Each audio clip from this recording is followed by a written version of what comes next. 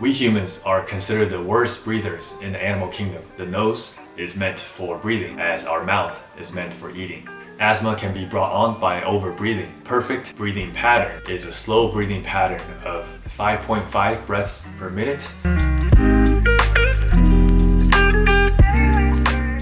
Hey guys, I'm Jeffrey, physical therapist, and today we will be talking about breathing, a little bit about the history, the science, and everything interesting about it.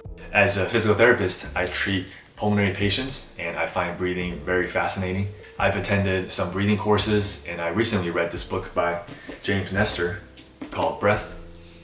And in this video, I will summarize the book like Spark Notes so you don't have to read it. And a quick disclaimer, the content in this video is not medical advice. My goal is to provide some insights on breathing and a lot of things that I've learned. Also, if I butcher any pronunciations or names, please forgive me. Alright, so the book is divided into 3 parts. We will start with part 1, the experiment. The author, James, and a guy from Sweden named Olsen, they participated in this 2018 experiment led by Dr. Nyack, who was a chief of rhinology research at Stanford. And the experiment was to see the effects of mouth breathing versus nose breathing and how it affects our body. The experiment itself was 2 phases, and each phase was 10 days each. The first phase was mouth breathing only, so they had to plug their nose and only breathe through their mouth through their daily activities. So when they're resting, sleeping, when they're exercising, eating. And then phase 2 was also 10 days, but that was nose breathing only. So they would tape up their mouth and breathe through their nose only for 10 days. And throughout the experiment, they had their vitals and all these different markers, different tests done to them because they were at a legit lab with all the equipment to kind of see how their bodies are responding. So during phase 1, mouth breathing, by about halfway through, by day 5, their blood pressure spiked an average of 13 points and their resting heart rate was a lot higher and they felt awful all day.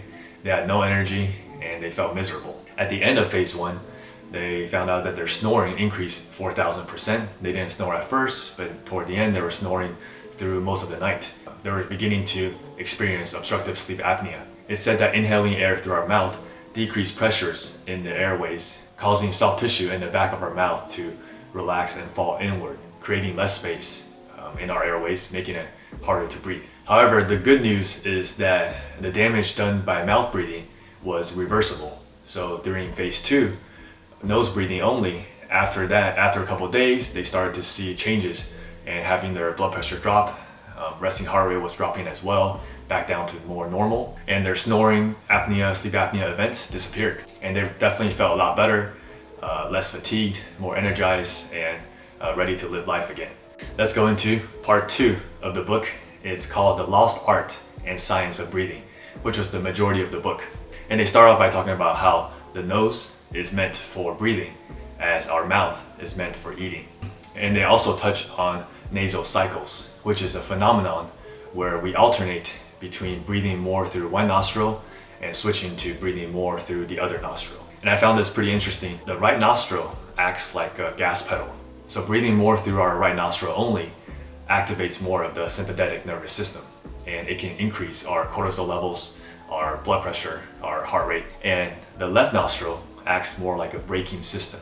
So it's more connected to our parasympathetic nervous system. And breathing more through our left nostril can help lower blood pressure and cool our body, reduce anxiety. So the inside lining of our nose is more inflamed during sickness or during states of imbalance. They found that our ability to take a full breath is a measure of our living capacity and longevity. Our lung capacity can definitely be improved. Like free divers, they can increase their lung capacity by 30 or 40%, which is incredible. Next, we'll talk about breathing and scoliosis. So you may have heard of the Strauss method for scoliosis, and it started with Katharina Strauss, who was a teenager in Germany with scoliosis, and when she was young, she saw how balloons can expand and collapse, and she thought that the lungs could do the same. She thought if she could expand her lungs, she might be able to affect her skeletal structures and more so realign and straighten up her spine. So she started training herself with breathing, different positioning, to cure herself of scoliosis, and it seemed to have helped. And she started helping people in Germany, and eventually her methods became more worldwide, and it's still used today.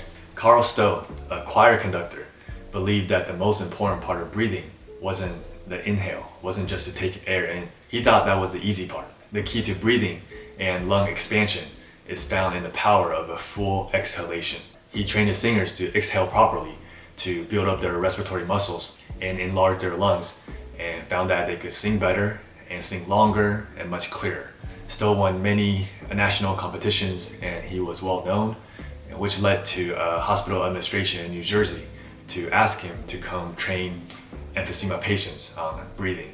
Emphysema is a type of COPD involving gradual damage of lung tissue marked by chronic bronchitis and coughing. After training the emphysema patients, Stowe realized that emphysema was a disease of exhalation.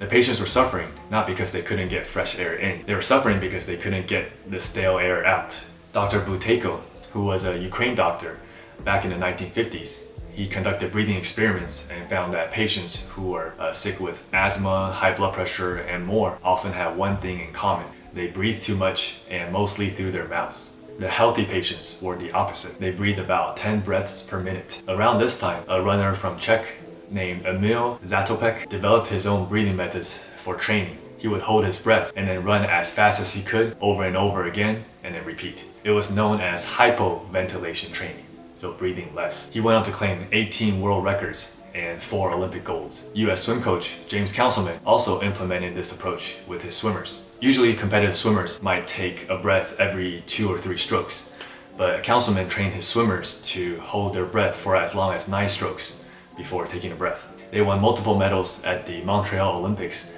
and setting lots of records. The proposed benefit with breathing less was that the muscle would adapt to tolerating more lactate accumulation, which allows them to pull in more energy during heavy anaerobic stress, allowing athletes to train longer and harder. Hypoventilation training does seem to boost performance and essentially train the body to do more with less. However, it can definitely be uncomfortable and miserable to practice, so that's probably why it's still not a popular training style today. Asthma is a very common condition involving constriction and spasms in our airways. Asthma can be brought on by overbreathing, which is very common, especially with exercising. There has been multiple studies and experiments showing how breathing less can help people with asthma in improving lung function and opening up their airways to reduce asthma attacks in just a couple of months. To this day, nobody seems to know exactly why breathing less is so effective in treating asthma and other respiratory conditions, just some theories. In the book,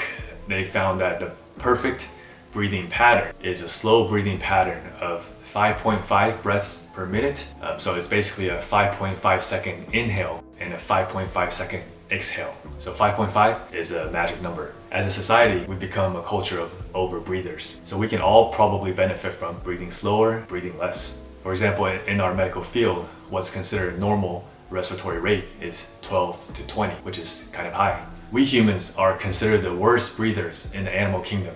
Researchers have suspected that industrialized food was shrinking our mouth, stunting our facial bone growth, and destroying our breathing. Societies that replaced their traditional diet with modern processed food suffered up to 10 times more cavities, crooked teeth, obstructed airways, and overall poor health. The processed food in our society today is mostly soft and don't require as much chewing.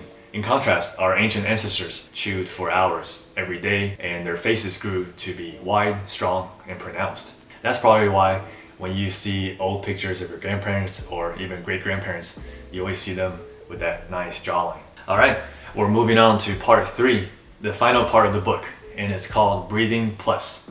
What is Breathing Plus? These are more potent breathing techniques built on the foundation of the things that we talked about from before. These require extra practice, effort, and focus, but they may offer additional rewards. We'll start off by talking about Tummo. And Tummo is an ancient breathwork technique practiced by Tibetan Buddhist monks. Tummo means inner fire in Tibetan. It was basically a stress-inducing breathing technique to hack the autonomic nervous system. When you purposely breathe very hard and heavy, you flip the vagal response the other way into a stress state. It teaches us to access and control the autonomic nervous system. The burst of adrenaline gave heavy breathers energy and released cells programmed to fight off infections and pathogens. Now, you've probably heard of the name Wim Hof, aka Iceman. He is a Dutchman known for achieving incredible feats through his breathing methods. And his methods were based on Tummo. He basically simplified it and packaged it and made it easier for the mass public to consume. I'm not going to teach how to do it because the man himself has a YouTube channel going through the breathing methods and lots of different videos on breathing. The flip-flopping of breathing all out and then not at all is the key. Forcing the body to adapt and learn that all these responses can be under our control. I love this quote from the book. It says that conscious heavy breathing allows us to bend so that we don't get broken. Tummo is not the only heavy breathing technique. There are a few other ones and different variations. We often hear don't hold your breath, which is true for the most part. However, conscious breath holding is not the same as unconscious breath holding in the case of sleep apnea.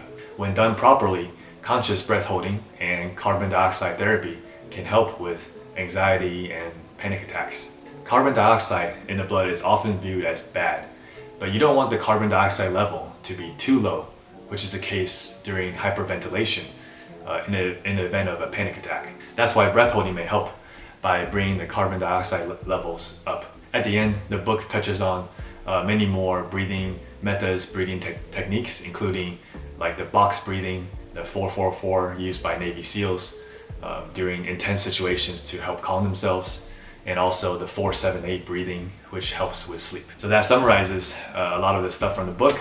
Hope you guys enjoyed it. Hope you guys learned something new. Give it a thumbs up if you did. Comment below anything you want to talk about breathing. Thank you guys for watching.